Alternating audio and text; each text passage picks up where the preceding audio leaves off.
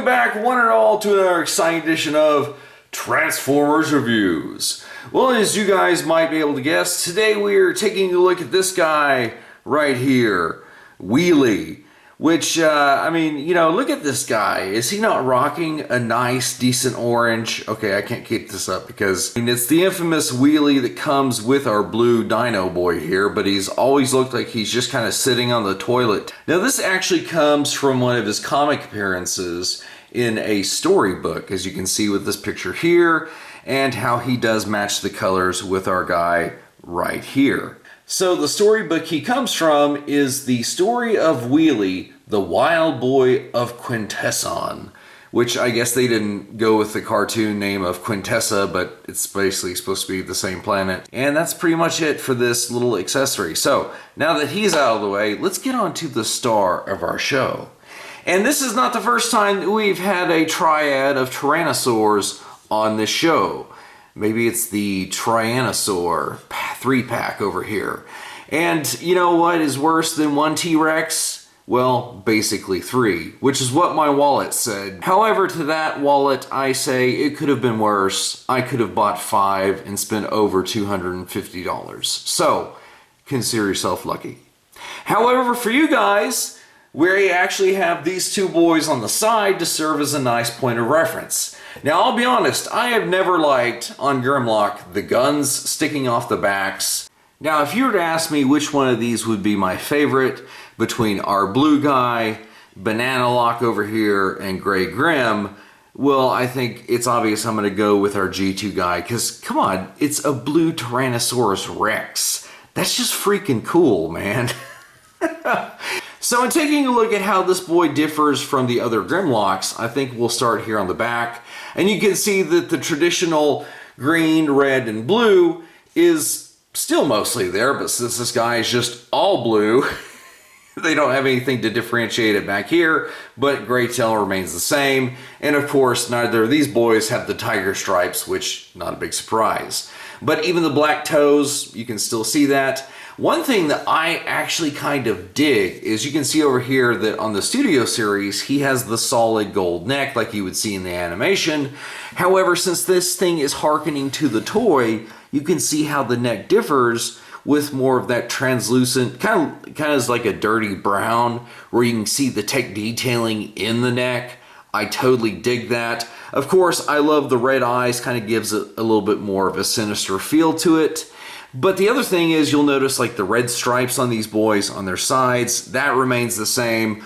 Both of them have the traditional Autobot symbol from G1, but there is something in particular about this Grimlock that I do find rather interesting, because if we do look at his tail down here, he has the official G2 Autobot logo, along with, as you guessed it, Autobot, in case you wondered if this was a good guy or a bad guy, and you didn't know what that symbol was. I mean, it's not like it's Optimus Prime's head or anything like that. Now, the reason that that stands out so much to me is that when you look at an official G2 version of Optimus Prime, he likewise has that on his leg, so the fact that they're doing a slight bit of a call out to what the G2 figures had, at least some of them, I am totally down with that. Now, because this is basically the Studio Series Grimlock, he does have the Uvula blaster, so if you go ahead and attach a blast effect, which I think these ones that came from the Armada Hotshot probably look pretty sick with him, because I feel like the red really nicely contrasts with Grimlock, and I don't know, maybe it is just the 90s nostalgia, but he is pretty sick here in just beast mode alone, so I can't wait to show you guys how he looks in robot mode. So here we can see Grimlock having finally reached his robot mode. And if you do take note of the Studio Series next to him, much like the details that we were looking at in his beast mode, all that you really have to know is that for the most part, everything that's gray on the Studio Series guy has now been turned blue on this, with the exception of the visor. Now with these two guys, you can see that obviously because this is going for animation accurate, that's why he has the blue, but again, because this is referencing the toy iteration, that's why he has the red. The only other like slightest difference is the fact that he has this little bit of detailing on his arms that the Studio Series does not. Now, another interesting thing of note is the fact that much like the original guy, this Grimlock also has a semi-transparent chest plate. The difference being is that you can actually see the Autobot symbol behind this one a lot easier than you can on the original. Now, all three of these boys that you see on the table do have that molded in Autobot symbol there on their chest, which is varying degrees of how they handled that chest plate.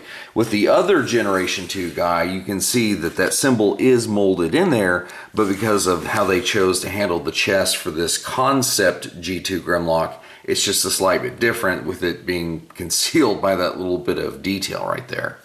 Now, like I said, these boys right here are both G2 Grimlocks, but like we were just saying, this is the concept version that never happened versus the actuality of the guy that did get released. And again, like I said earlier, I think that this dark blue guy, even in robot mode, I think he just kind of crushes the other two boys that we have for comparison.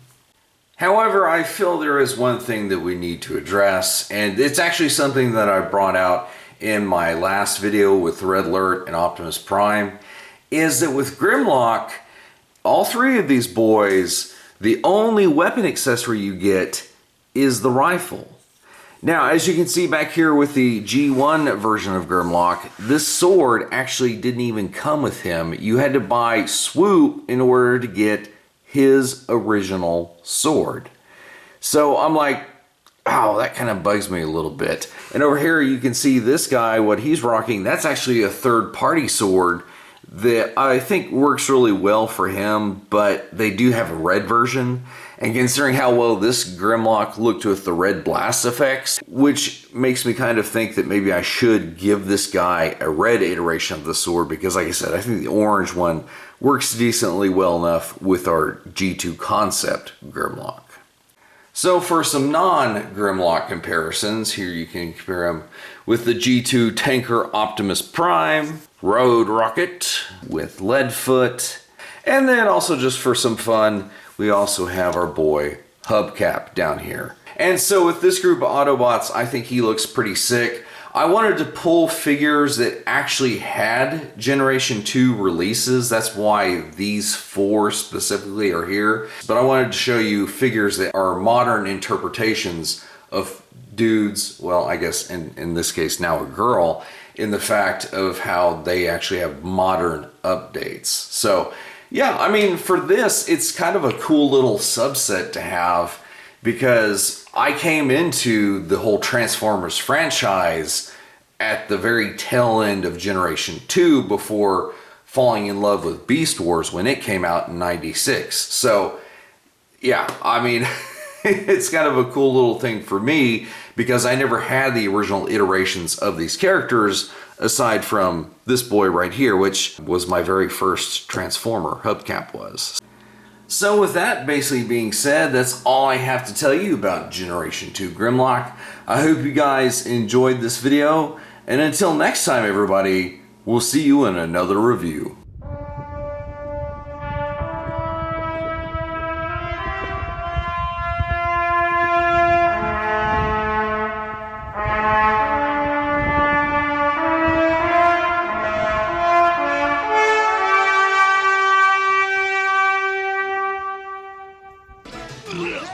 Me Grimlock not kisser, me Grimlock king!